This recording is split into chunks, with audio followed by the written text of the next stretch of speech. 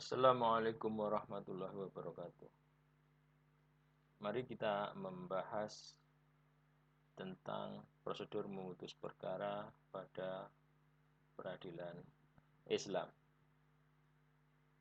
Mengenai prosedur memutus perkara yang pertama, hakim itu boleh memeriksa perkaranya dalam sidang yang terbuka maupun dalam sidang yang tertutup. Terbuka artinya bisa disaksikan, dihadiri, didengar, dilihat oleh umum, orang lain, ya, orang banyak. Nah, sementara sidang tertutup untuk perkara-perkara tertentu itu tidak boleh dihadiri, didengar, dilihat oleh umum. Kemudian hakim boleh menyertakan ahli, ya, untuk menyaksikan atau memutus perkaranya sendiri ditemani dengan pegawai-pegawainya. Rasulullah Shallallahu Alaihi Wasallam dan Khulafaur Rasyidin memutus perkara itu dengan sidang terbuka. Jadi untuk putusannya dilakukan secara terbuka walaupun sidangnya itu dilakukan secara tertutup, tapi putusannya harus diputus dengan sidang terbuka.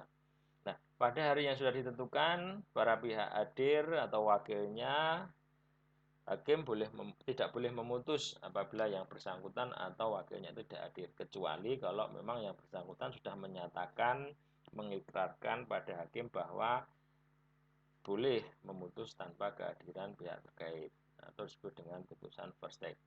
Jika yang bersangkutan tidak hadir, hendaknya mengirim wakilnya untuk hadir di persidangan. Kemudian, menurut madhab Abu Hanifah, hakim tidak boleh memutus perkara tanpa kehadiran para pihak yang bersangkutan. Sementara Imam Syafi'i tidak mensyaratkan kehadiran para pihak. Karena apa? Karena hakim bisa memutus dengan putusan first take.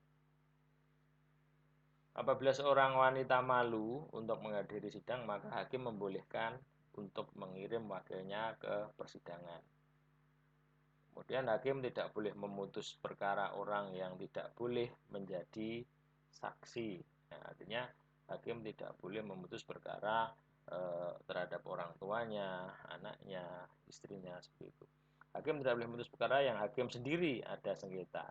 Jadi tidak boleh hakim memutus perkara seketika hakim sendiri terlibat, ya, dalam perkara yang sedang diajukan.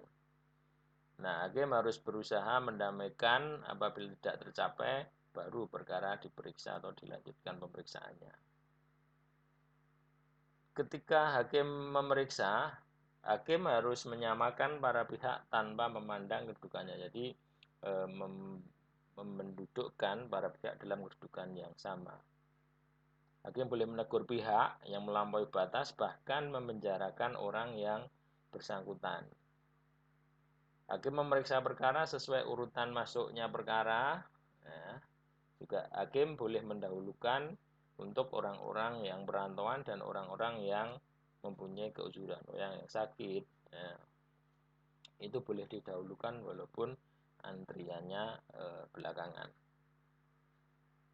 Ketika memeriksa perkara di awal, hakim mengajukan pertanyaan kepada penggugat sesudah jelas, setelah nyata gugatannya itu dapat diterima. Kemudian gugatan itu dihadapkan kepada tergugat, ya, untuk memberikan jawaban, memberikan kesempatan kepada tergugat untuk membuat jawaban.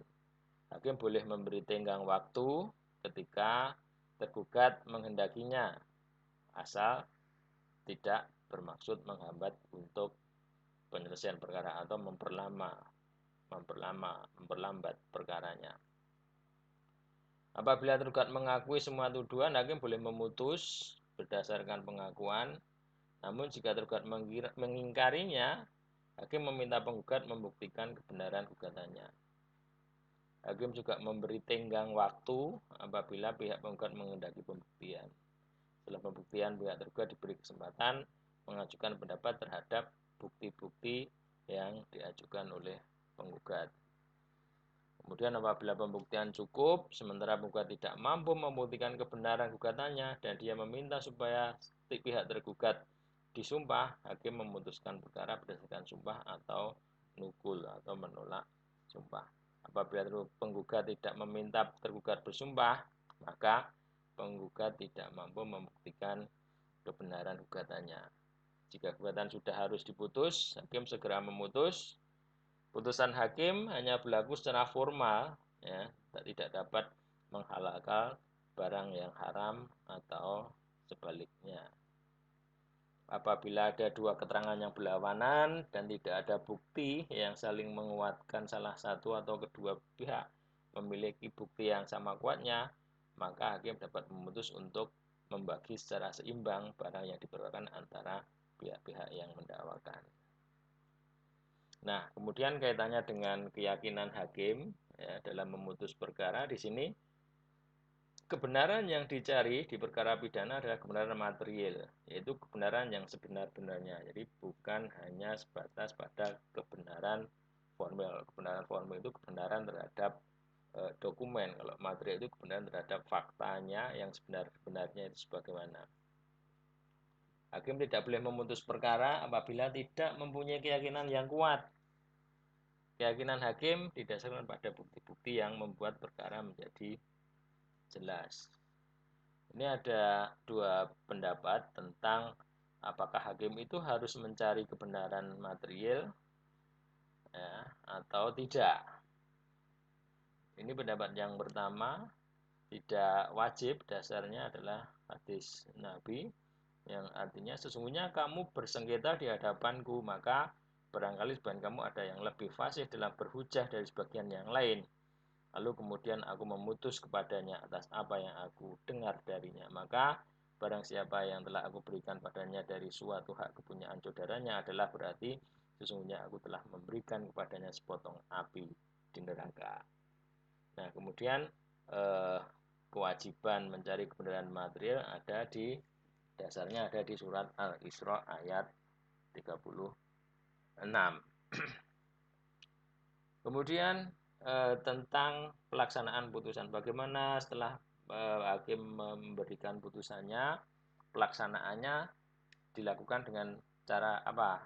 Nah, ini pelaksanaan putusan dilakukan oleh qadhi setelah diberikan tenggang waktu dan sudah diberitahukan kepada orang yang diputus. Artinya ketika seorang sudah diberikan waktu tertentu untuk melaksanakan putusan secara sukarela dan dia tidak melaksanakan, maka bisa dilakukan pelaksanaan putusan. Putusan bisa dilakukan secara langsung oleh pihak dengan pengawasan qadhi atau orang-orang yang ditunjuk. Menunda atau menggugurkan hukuman demi kemaslahatan yang lebih besar adalah lebih baik. Sementara orang yang dihukum harus menghukum dirinya supaya dengan bertobat. Untuk pelaksanaannya ya, bisa dilakukan di mana saja kecuali di dalam masjid. Nah, ini ada beberapa contoh putusan kaitannya dengan perkara peradilan Islam. Misalkan putusan Abu Bakar terhadap kaum Gai. Nah, kemudian ada juga putusan sahabat Umar terhadap talak 3 sekaligus. Jadi talak 3 sekaligus itu putusan Khalifah Umar itu hanya berlaku talaknya 1 kali. Kemudian kaitannya dengan putusan sahabat Ali bin Abi Thalib ketika mengungkap rekayasa adanya pengaduan perkosaan.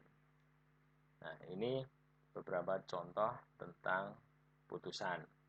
Nah, bagaimana dengan upaya hukum di dalam peradilan Islam? Jadi Islam tidak mengenal adanya banding ya atau kasasi.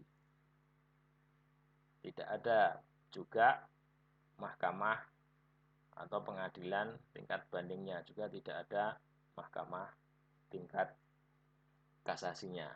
Kalau qadhi sudah memutuskan, maka putusannya sah dan tidak bisa dibatalkan oleh qadhi lain kecuali bila putusan tersebut bertentangan dengan nas yang jelas baik dari Al-Quran, Sunnah ataupun ijma. Dasarnya hadis Nabi, apabila seorang hakim memutus perkara lalu ia beristihad kemudian istihadnya itu benar, maka baginya mendapat 2 pahala. Apabila hakim menghukum lalu di istihadnya kemudian salah, maka baginya dapat 1 pahala. Nah, ini ada beberapa alasan putusan bisa dibatalkan. Ya, tidak ada upaya banding kasasi, tetapi putusan hakim itu bisa dibatalkan. Ya. Dengan alasan putusnya itu berlawanan dengan ijma, kaidah-kaidah kuliah, berlawanan dengan nas ajali, berlawanan dengan qiyas. Demikian video ini. Terima kasih. Wassalamualaikum warahmatullahi wabarakatuh.